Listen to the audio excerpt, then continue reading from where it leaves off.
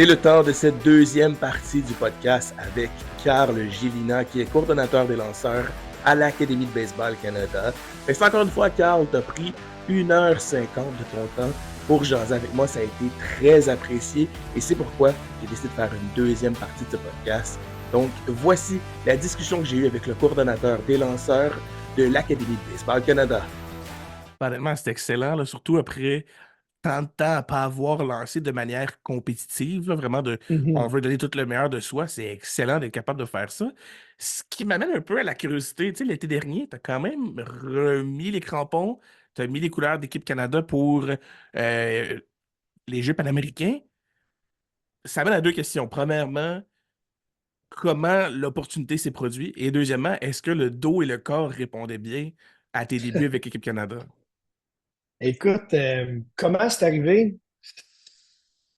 Encore aujourd'hui, je peux pas nécessairement dire exactement comment c'est arrivé. Je peux dire où j'étais lorsque j'ai reçu le téléphone de Greg Hamilton. On était en Ontario, à London, avec l'Académie de baseball du Canada. On s'apprêtait à avoir un week-end là-bas et jouer des matchs contre des programmes similaires aux nôtres, mais ontariens. J'étais en train de lancer la pratique au bâton, mon téléphone sonne. Je regarde l'afficheur, Greg Hamilton. Dans ma tête, à moi, il m'appelait pour avoir de l'information sur quelques joueurs qui sont sur l'équipe nationale junior qu'on a dans notre programme, tout ça. Fait que je prends 2 secondes, j'envoie un message texte, je dis écoute, Greg, je suis en train de lancer la pratique au bâton, je peux-tu te rappeler après? Il dit il dit no worries, lâche-moi un coup de fil. Fait que là, pratique finie, je lance un coup de fil, puis commence la conversation. Moi, dans ma tête, je m'apprête à donner des infos sur des joueurs qu'on a. Puis, il me demande How's the wing? Je dis, My wing? Je dis, ça va, je viens juste de lancer le BP, bien été. Il dit T'as-tu lancé dans des ligues seniors? T'as-tu le bras en forme? Tout ça. Je dis, où c'est que ça va avec ça? Je dis, il n'est pas si pire. Maintenant, je n'ai pas vraiment lancé dans les ligues seniors. Il dit, là, il commence, il dit, je sais que tu aurais dû recevoir ce téléphone-là il y a plusieurs années, mais il dit, je t'invite à venir aux qualifications pour les Panames en Argentine. Là, je pense que c'était dans 5 semaines de là. Je dis, Are you asking me to pitch for Team Canada? Il dit, ah ben, si tu es capable de te libérer, tout ça, je dis, écoute, va falloir que je demande à mes patrons des deux bars, là, TVA Sport et l'AVC, voir si, je peux me faire libérer pendant tout ce temps-là, mais s'ils disent oui, c'est sûr que je suis on board. Fait que, de un, j'ai apprécié le fait qu'il a avoué qu'il aurait peut-être dû m'appeler il y a plusieurs années, parce que j'allais avoir 40 ans, là, puis je reçois mon appel la première fois. Il fallait que je sois retraité pour recevoir mon invitation avec l'équipe nationale. Mais bref, ça a été un velours, je trouve, sur quelque chose que j'avais toujours voulu faire dans ma carrière professionnelle, c'est porter l'uniforme du Canada, représenter mon pays et que j'avais pas eu l'occasion de faire. On dirait que j'avais un petit côté amer à ce niveau-là. Puis ça m'a comme permis d'un peu faire la paix avec ça, puis de vivre une belle expérience là, en Argentine. Malheureusement, on n'a pas réussi à se qualifier le Canada pour les Jeux Paname. C'est dommage parce que peut-être que j'aurais pu faire partie de l'équipe canadienne là, qui allait aller aux Jeux Paname là, cet automne. Euh, mais moi, de mon côté, je suis très satisfait de l'expérience que j'ai vécue. Je suis très satisfait de comment j'ai performé, malgré le fait que je n'étais pas nécessairement hyper entraîné pour ça. Mais encore une fois, le bras est en forme. Je me garde toujours en forme pareil. Tu sais, je m'entraîne. C'est sûr que c'est pas aussi rigoureux que dans le temps, mais quand même, je bouge, je vais au gym quelques fois par semaine. Ça fait partie de mon quotidien quand même, mais cet hiver-là, l'hiver passé, en fait, j'ai entraîné un jeune joueur québécois, là, Elliot Cadieux-Lanoux. Personnellement, j'entraînais à l'ABC aussi, mais j'entraînais Elliot 3 fois par semaine, les lundis, mercredis, les vendredis. Je lui donnais un coup de main pour sa préparation parce que lui avait signé son entente avec l'Université d'Iowa. Et puis, fait que il y avait besoin de quelqu'un avec qui se lancer. Fait que, veux pas, 3 fois par semaine, je lançais la balle avec Elliott. Fait que mon bras était relativement en forme là, pour le faire. Puis, pas très longtemps avant d'avoir reçu le téléphone de Greg. On avait eu un voyage en Arizona avec l'académie. Puis une journée, on avait besoin de bras là, pour un genre de match intra-équipe. D'un côté, on avait un joueur qui a évolué dans la Ligue majeure, qui venait le lancer pour garder son bras en forme. Un lanceur gaucher, son nom m'échappe, mais c'est pas grave. Mais lui, il lançait d'un bord, puis moi, je lançais de l'autre, si on veut. Fait que j'avais aucune idée à quelle vitesse que je lançais à ce moment-là, tout ça. Puis là, les joueurs étaient en arrière avec un radar, puis hey, Carl, sais-tu quelle vitesse tu pognes? Je sais pas, je sais pas, là, j'ai aucune idée. 85, 86, non? T'as pogné 90 une couple de fois? Je dis, ben ouais, non, je sais pas 90. T'as même pas entraîné, tu sais. Fait que je savais que j'avais encore un peu de vie dans le bras. Fait que je n'étais pas gêné d'accepter l'offre de Greg. Je ne me serais pas pointé là si je n'avais pas été physiquement prêt pour le faire, mais j'avais tout de même 4 ou 5 semaines là, pour me préparer davantage avant d'y aller. Et est-ce que c'est peut-être encore dans les plans de répéter l'action d'ici quelques années si le téléphone ressonne par Greg pour refaire avec Team Canada ce que tu as fait l'été passé? Ben écoute, j'écarte pardon, j'écarte pas cette possibilité-là. Est-ce que je compte là-dessus? Non. Mais écoute, je ne m'attendais pas à ce que ça se passe l'année passée, ben, cet été. Donc, sûrement que si le téléphone sonne à nouveau, c'est sûr et certain que je vais l'accepter si ça fit dans mon horaire et si je suis capable de quitter pour les besoins de la cause. Mais j'écarte pas du tout cette opportunité-là. Je continue à me lancer la balle de temps en temps. Je continue à m'entraîner. Pas dans le but de faire ça éventuellement, mais au moins, si jamais ça arrive, ça sera pas trop difficile de me remettre en game shape. Et puis, tu sais, écoute, je rêve en couleur en pensant à ça, mais je sais qu'en dans les prochains Olympiques d'été, si je ne me trompe pas, à Los Angeles, c'est ça, il va y avoir Mhm. le baseball va revenir aux Olympiques. Donc, Ouais.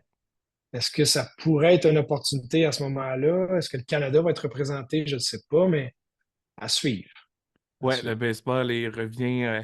Parce que là, on va avoir Paris cette année, puis le prochain, c'est Los Angeles, puis le baseball revient dans ces Mhm. jeux-là. Fait que Tu sais, qui sait? je serai pas jeune, là, je vais avoir 43, 44, mais never know.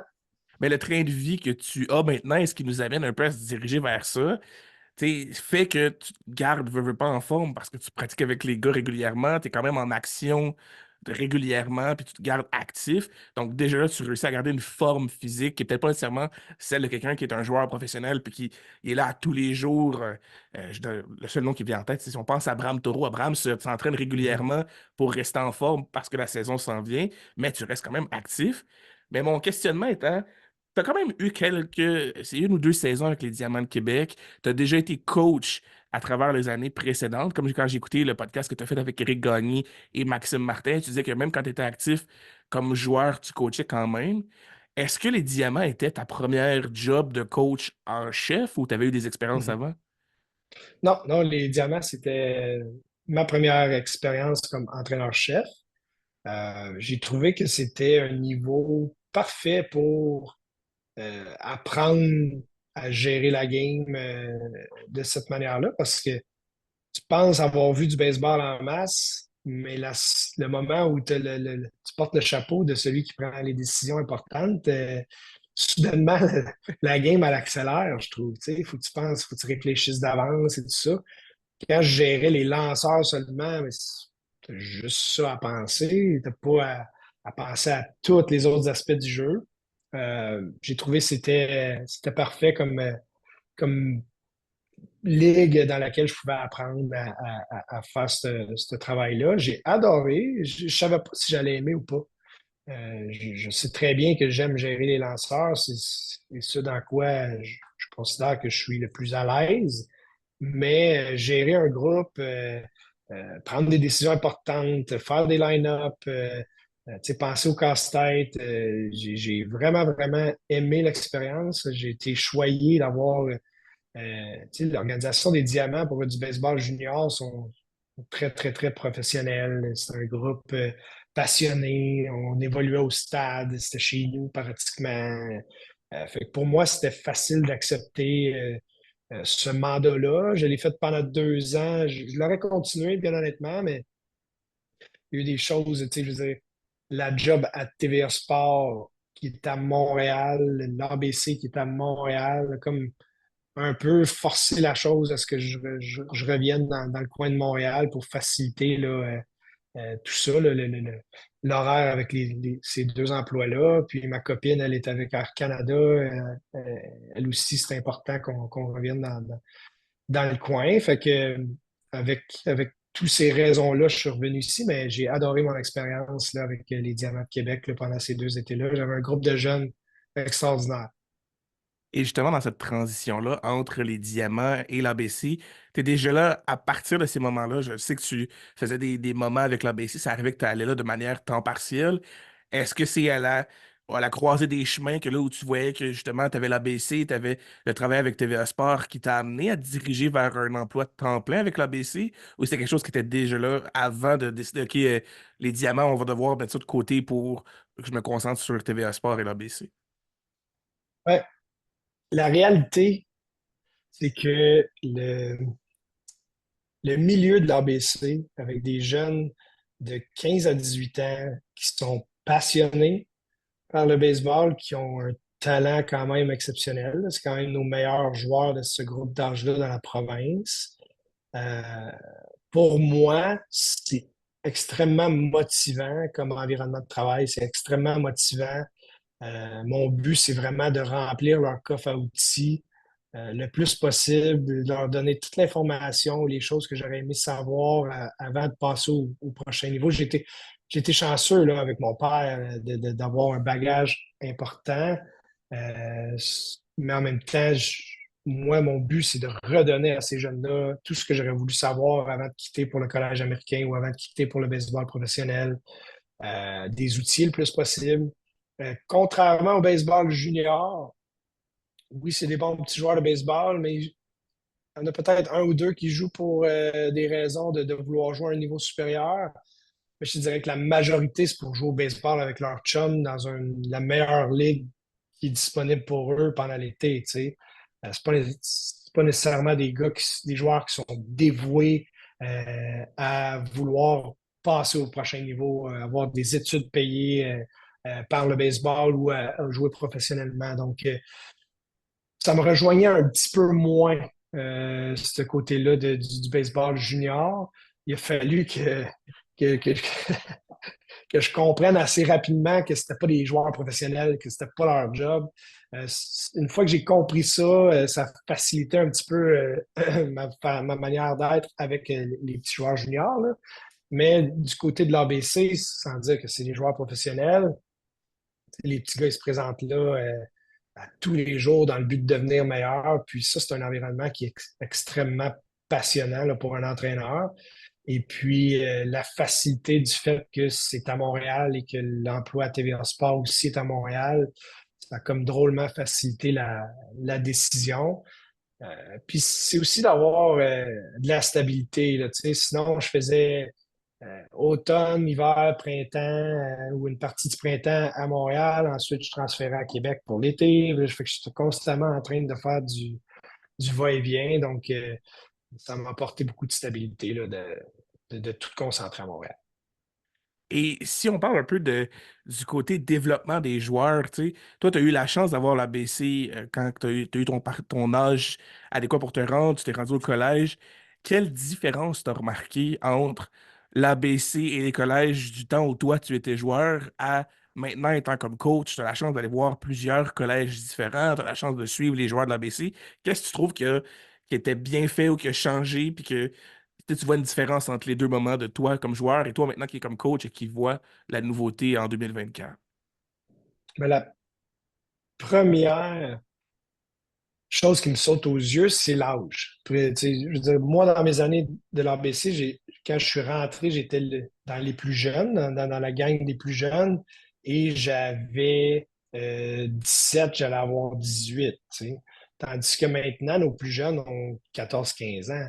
Et puis, dans mon temps, les plus vieux avaient 22, tandis que maintenant, les plus vieux pardon, ont 18. vont peut-être avoir 19 ans, là, ceux qui s'entraînent avec nous l'hiver, là, mais pas nécessairement avec nous l'été.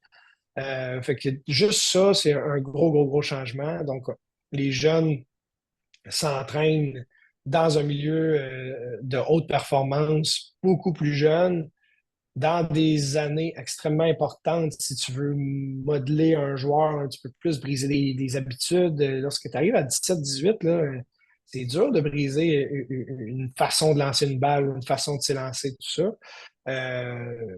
Puis, veux pas, si tu veux exceller dans un sport à un haut niveau, il faut que tu te dédies à ça le plus rapidement possible, sans dire qu'il faut que tu te concentres juste sur un sport toute ta vie. Non, parce qu'il y a des modèles, puis c'est très débattable, mais le modèle américain n'est pas comme ça, puis ils sont capables de développer beaucoup de joueurs. Mais si tu veux vraiment sortir du lot dans un sport spécifique, tu dois vraiment, je pense, te consacrer dès un jeune âge si tu as un talent exceptionnel, là. Si tu veux suivre la parade puis sortir du lot. Ça, c'est une grosse différence. L'encadrement, pas que dans mon temps, c'était pas encadré du tout, mais c'était pas du tout encadré comme ce l'est aujourd'hui. La cédule annuelle était pas du tout. Tu sais, je veux dire, on faisait un voyage en Floride, on jouait contre les mêmes collèges euh, qui étaient plus ou moins des bons collèges ou pas. C'est juste on prenait ce qui était là en Floride à Coco. Dans ce temps-là, c'était à chaque année la même chose. Tandis que maintenant, écoute, on a des voyages un peu partout aux États-Unis. On essaye d'aller dans des endroits où ce que les jeunes vont avoir de la visibilité, où ce qu'ils vont se faire voir par des pisteurs professionnels et ou des recruteurs de collèges américains. Donc ça a énormément changé. La manière dont les joueurs s'entraînent aussi, euh, c'est beaucoup plus au goût du jour, c'est beaucoup plus euh, comme les joueurs professionnels le font. Si je pense à des endroits comme Driveline, si je pense à des endroits comme Tread Athletics, il y a beaucoup d'endroits maintenant aux États-Unis qui se sont un petit peu fait une renommée à cause de la manière dont ils s'entraînent et ce que ça donne comme résultat. On s'inspire quand même beaucoup de qu'est-ce qu'eux font, sans dire qu'on fait la même chose qu'eux, mais on en apprend un petit peu partout. On pense qu'est-ce qui est bon pour nos jeunes joueurs, puis on l'applique.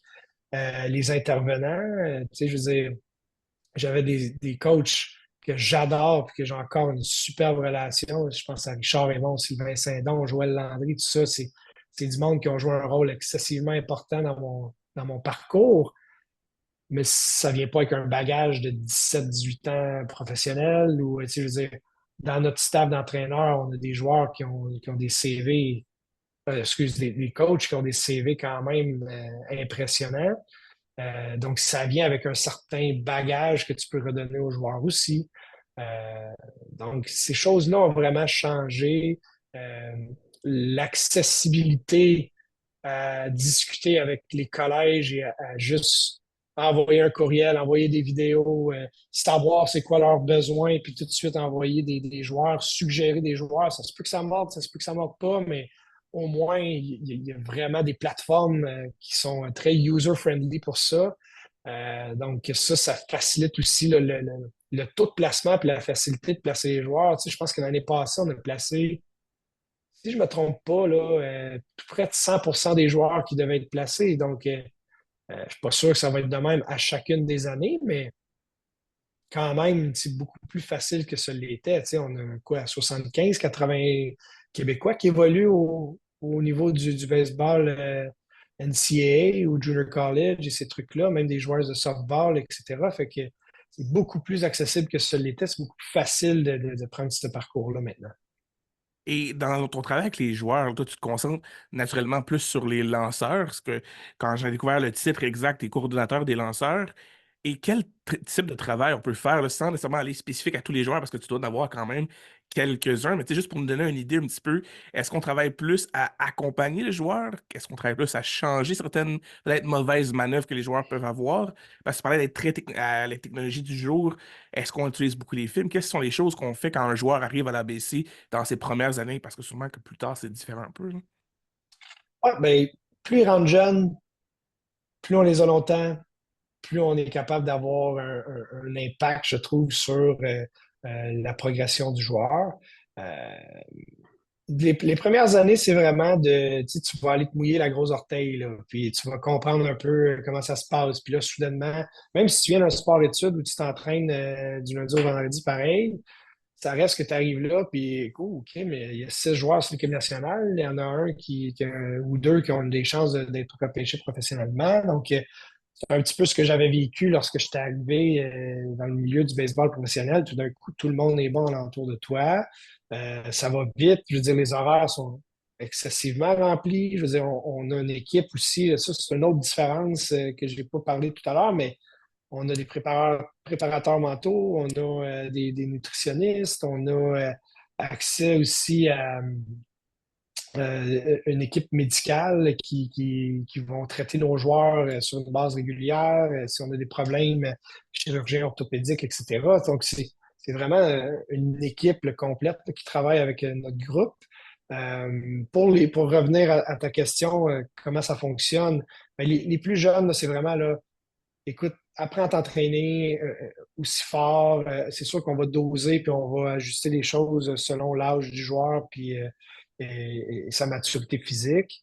Et les besoins aussi là, de commitment. T'es où dans la roue OK, là, cette année est excessivement importante parce qu'on doit, c'est ton année de placement, etc. Euh, mais il y a beaucoup de.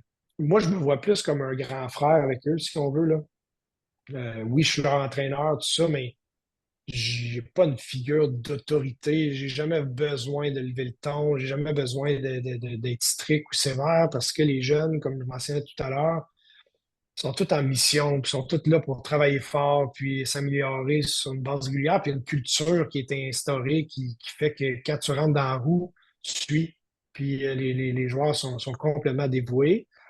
Fait que ouais, moi, je suis là pour les épauler, je suis là pour m'assurer que ça se passe bien, autant physiquement que mentalement. J'ai peut-être quoi, 24 lanceurs que je dois m'occuper. C'est beaucoup. J'ai de l'aide de d'autres entraîneurs aussi là, qui me donnent un coup de main au niveau des lanceurs. Là. Moi, comme tu as dit, là, je suis coordonnateur de tout ça. Marc-Antoine Bérubé, même s'il est directeur, il me donne un coup de main de temps à autre, une fois ou deux par semaine, il est là pour m'aider. Ça prend un autre paire de yeux, tout ça. Mais tu sais, le volume de travail, il est adapté pour cas par cas. Les joueurs embarquent. Il y a des progressions qui sont plus agressives avec des gars qui ont besoin de faire un spike en vélocité parce que c'est leur année où ils doivent vraiment grimper en vélocité, tandis qu'il y en a d'autres, c'est garde tout et ton commitment au collège, c'est en 2026. Là. On n'est pas pressé de faire un spike en vélocité. On ne prendra pas de risque. Dans ton cas, on va juste travailler sur cleaner up, là, rendre un petit peu la manière dont tu lances la balle un petit peu plus propre. Puis, mettre l'accent sur ces petits détails-là. Puis, je fais beaucoup, beaucoup, comme tu l'as dit, là, de séances vidéo. À tous les fois que les joueurs touchent au monticule, il y a une caméra qui est sur eux. Donc, à ce moment-là, moi, je suis capable d'aller revoir toutes leurs séances sur le monticule au besoin. Je ne peux pas te dire que je le fais tout le temps pour tout le monde, mais j'ai accès à ces vidéos-là pour pouvoir faire mes analyses, puis pouvoir les voir vraiment au ralenti, puis vraiment décortiquer là, qu'est-ce qu'ils font de bien, qu'est-ce qu'ils font moins de bien. Ça ressemble à ça. Puis, je veux dire, tout le long de l'automne, mais là, on a du baseball beaucoup, fait que c'est moins du peaufinage technique, c'est plus du peaufinage de comment gérer la game, comment avoir du succès sur le terrain, comment faire les ajustements rapidement et comment être un compétitif, là, si tu veux, un compétiteur, pardon. Euh, Après ça, lorsqu'on rentre à l'intérieur, là, c'est un autre monde. Là. C'est leur apprendre à apprécier, se donner une volée dans le gym, apprécier à travailler sur leur art à l'intérieur là, pendant tout l'hiver afin de vraiment faire des gains et modifier quelques petits trucs de la manière dont ils lancent la balle et ou peaufiner sur shaper un lancer différent ou avoir un troisième ou quatrième lancer. Fait que c'est tout des trucs selon où ils sont rendus dans leur développement, qu'est-ce on identifie, qu'est-ce qui est le plus urgent à changer ou à corriger, puis on garde ça relativement simple, je te dirais, là, moi, ce que je trouve qui est étourdissant pour des jeunes joueurs, c'est lorsqu'ils ont trop d'informations, trop de monde qui disent hey, moi, attention à ton bras, attention à ta jambe, attention à ci, attention à ça. Puis là, soudainement, le joueur, il y a 5 choses à quoi il doit réfléchir, puis il devient un robot, puis ça fait l'effet inverse, là, ça met des bâtons dans les roues. Fait que on s'assure, nous, le coaching staff, que tout le monde est au courant de ce que le joueur travaille. Comme ça, on n'est pas là pour le mêler en y rajoutant plus d'informations. Fait qu'on travaille vraiment en équipe. On passe tout un petit peu le même message. Et puis, on y va vraiment évolutif selon où ils sont rendus dans leur progression, puis qu'est-ce qu'ils pressent pas. Et là, j'aurais une dernière question avec toi parce que là, je réalise que ça fait un certain temps qu'on est là, puis je ne vais pas prendre toute ta soirée non plus. Mais c'est quand même important parce que je suis un ancien du programme Arts et technologies des médias à Jonquière. J'étudie en radio, j'ai des collègues qui ont travaillé en journaliste, qui ont travaillé devant la télévision. Toi, tu as fait une entrée dans le monde médiatique au niveau de la description de l'analyse de baseball à TVA Sport. C'est comme deux sections, dans le sens où comment l'opportunité est arrivée à toi et quels ont été les défis que tu as eus quand tu es arrivé dans ce monde-là? Parce que le baseball sense, tu l'as, ça c'est définitif, mais le côté médiatique de la chose peut peut-être être différent. Je ne sais pas nécessairement si tu as eu des expériences au niveau être devant la caméra et devoir expliquer aux gens qu'est-ce qui s'est passé et le faire comprendre des fois peut-être à quelqu'un qui n'a pas un background de baseball de plusieurs années autant Mhm. présent que toi tu peux l'avoir. Euh, bon, ben, en 2 temps, l'opportunité, comment elle s'est présentée, c'est un peu plate et triste quand tu y penses, mais j'ai un peu profité de la maladie de Derek Aucoin, qui était atteint du cancer du cerveau. Malheureusement, c'est extrêmement triste.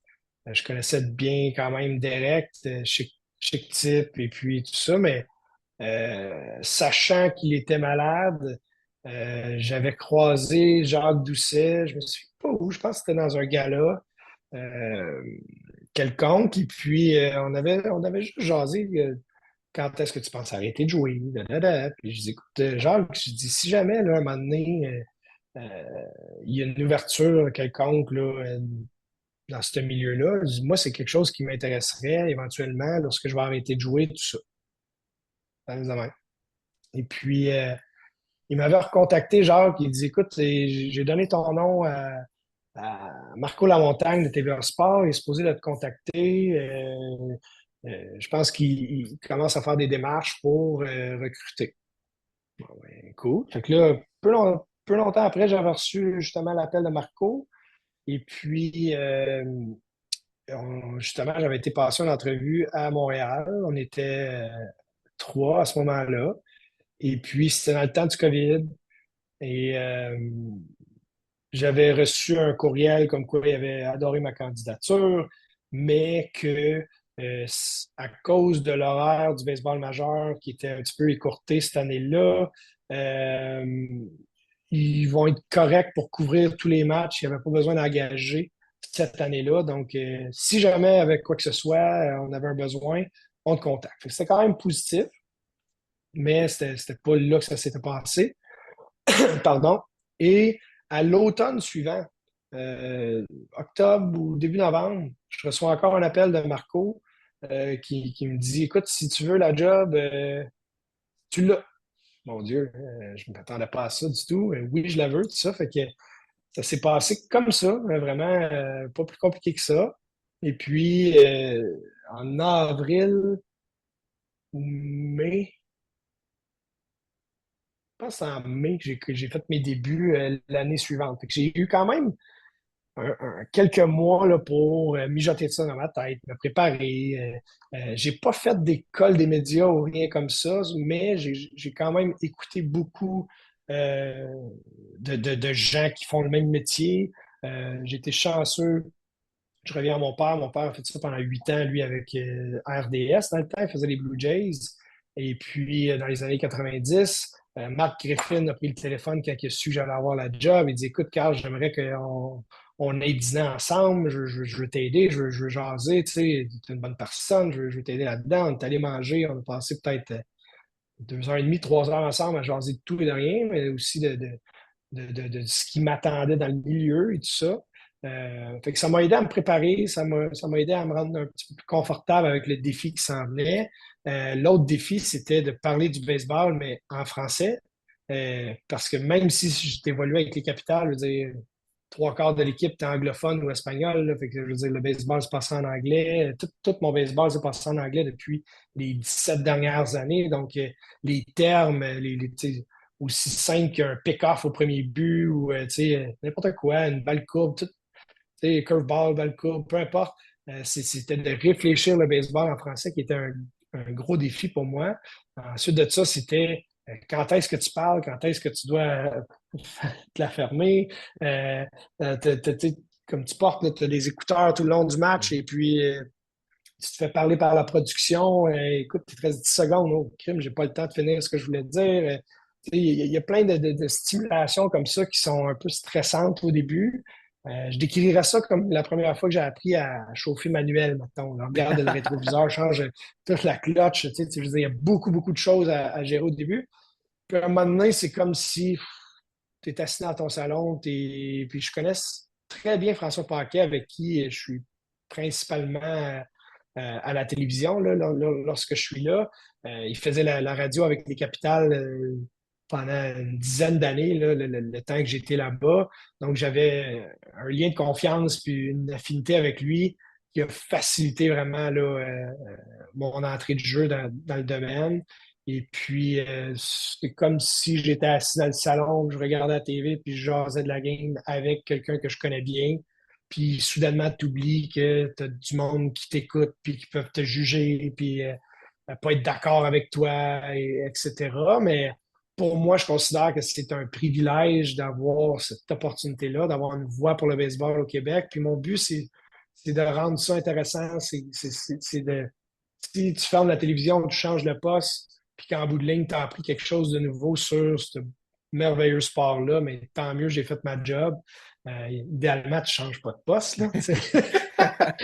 C'était juste à la fin de la game. Mais puis plus tu en fais, c'est comme toute chose, là, plus tu en fais, mieux tu es préparé.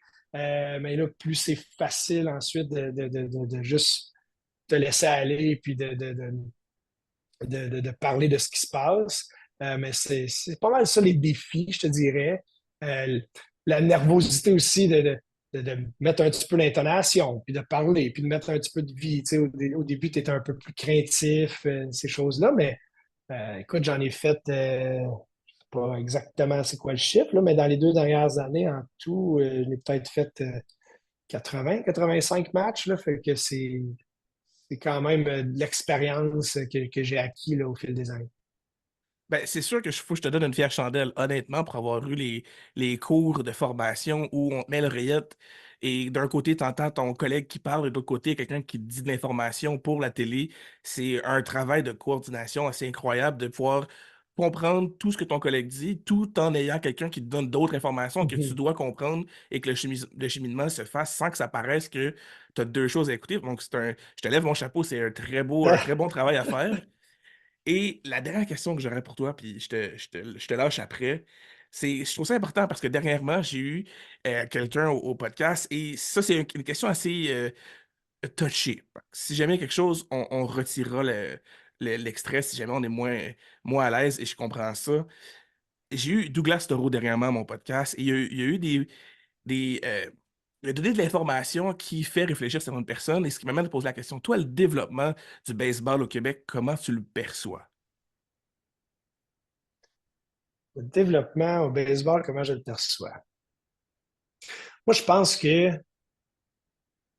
il y a trop de monde ou de programmes qui essaient de tirer à couvert de leur côté au lieu qu'on travaille tout le monde ensemble. C'est ce que je trouve un peu désolant.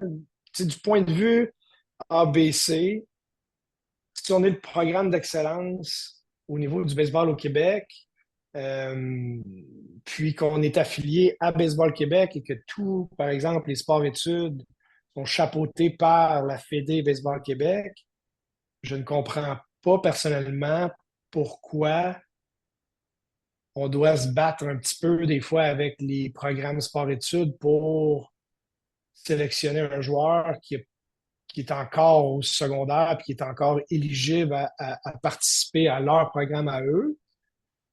Moi, ce que je comprends pas, c'est que ça devrait être hey, ben, félicitations, mon homme, tu es rendu à cette étape-là dans ton cheminement, puis ça va juste être bénéfique pour toi de remplir ton coffre d'outils afin de poursuivre ton rêve. Tu sais, nous, on veut les 40 meilleurs joueurs de la province, puis on veut les aider.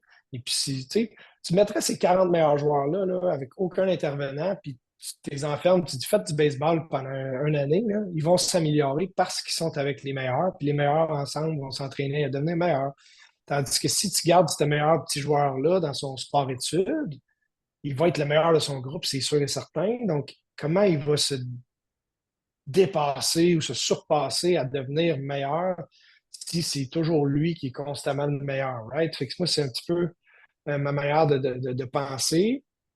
Je veux dire, si le kid en secondaire 3 ou en secondaire 4, il est prêt à faire ce bout de chemin-là, il est assez bon déjà avec ses qualités athlétiques et tout ça, pourquoi vouloir garder à tout prix ce joueur-là chez eux? Puis je pense que tout ça découle du fait que c'est peut-être méconnu ce que nous, on fait à notre programme.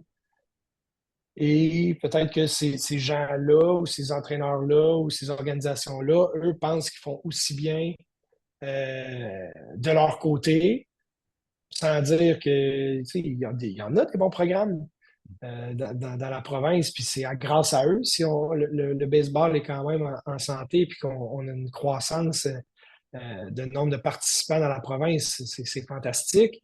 On a des superbes programmes, comme je disais, là, avec des excellents intervenants. Le problème, c'est trop disparate dans un groupe pour l'avoir fait. Là. J'ai coaché dans le sport-études à Québec pendant quelques années, pendant que je jouais avec les Capitales d'ailleurs. Puis, je veux dire, dans un groupe de 16, tu en as deux qui sont excellents, puis tu en as le reste, c'est des joueurs de baseball corrects, mais ton enseignement va être adapté au niveau des joueurs corrects et non axé sur tes deux kingpins qui sont dans ce groupe-là. Puis, tu peux pas nécessairement mélanger les meilleurs avec les meilleurs parce que là, c'est pas les mêmes horaires scolaires, c'est pas les mêmes autobus, c'est pas les mêmes. Tu sais, je veux dire, il y a plein de contraintes qui fait que les meilleurs ne peuvent pas nécessairement s'entraîner avec les meilleurs. Donc, le développement, je pense, qui est un peu ralenti. Puis le jeune, je pense, si c'est correct avec la famille, c'est correct avec l'aspect monétaire parce que c'est beaucoup plus dispendieux à aller au programme de l'académie, on s'entend. Surtout si tu viens de l'extérieur, puis ça implique de demeurer dans une résidence, etc. Mais si tout ça est correct, pourquoi retenir le joueur chez eux? Tu sais, ça me fait quelque chose, puis j'ai beaucoup de difficultés à comprendre ça. Il y a comme un petit peu un sentiment de compétition. Là. Nous, on est capable de faire la même chose que vous, on peut l'encadrer aussi bien que vous, sure. Mais c'est pas la réalité. Ça, c'est vraiment ça. Euh,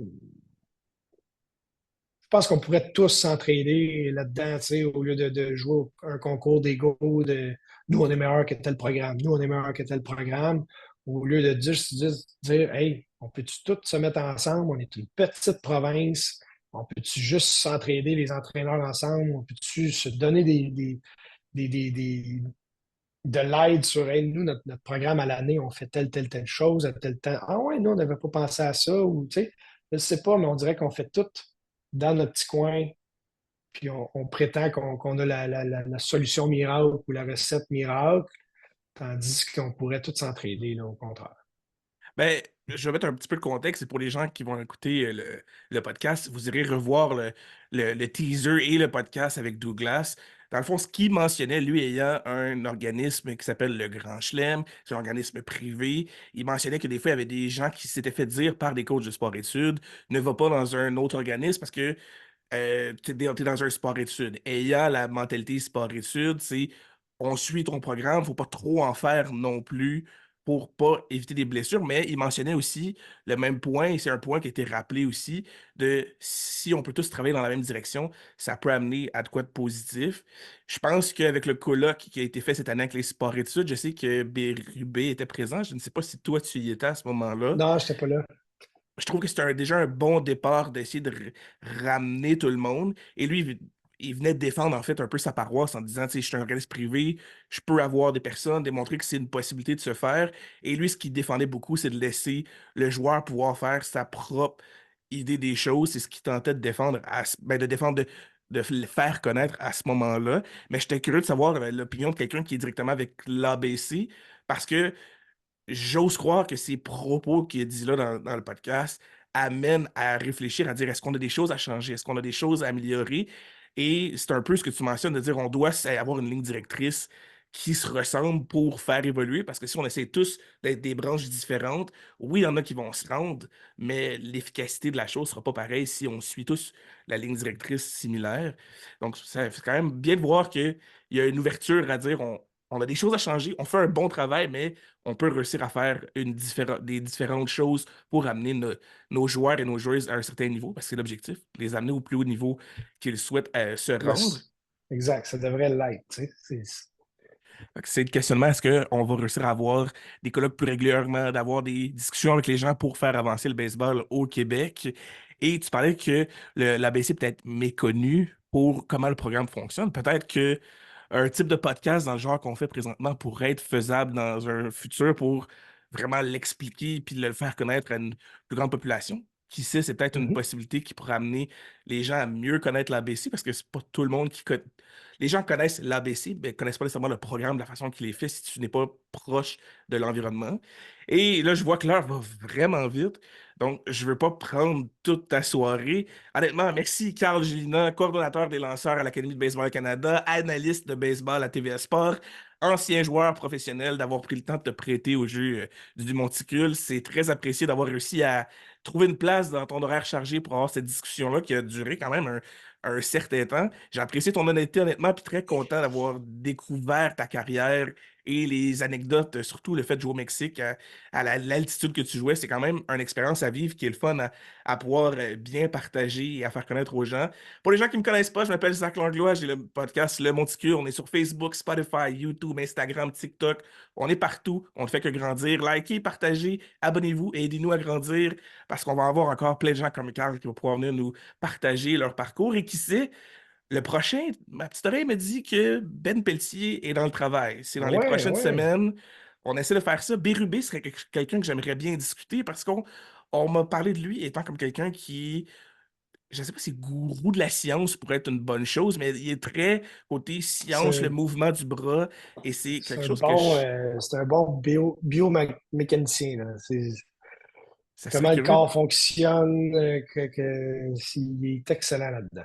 C'est une approche peut-être qu'on voit moins au Québec ou qu'on est moins familiarisé avec. Donc, tu sais, on a souvent des coachs qui, en tout cas de mon côté, où qui avaient la vieille méthode, les vieilles façons de faire. Puis je trouve qu'il fait partie de la nouvelle génération de coachs qui a une façon différente de penser le jeu. Puis qui sait, peut-être que ça pourra se faire dans les prochaines semaines ou les prochains mois, ça reste à voir. Mais ce serait assez intéressant. Merci encore une fois, Carl. Et nous, on se revoit dans un autre épisode du Monticule prochainement. Ciao! Salut Zach, merci.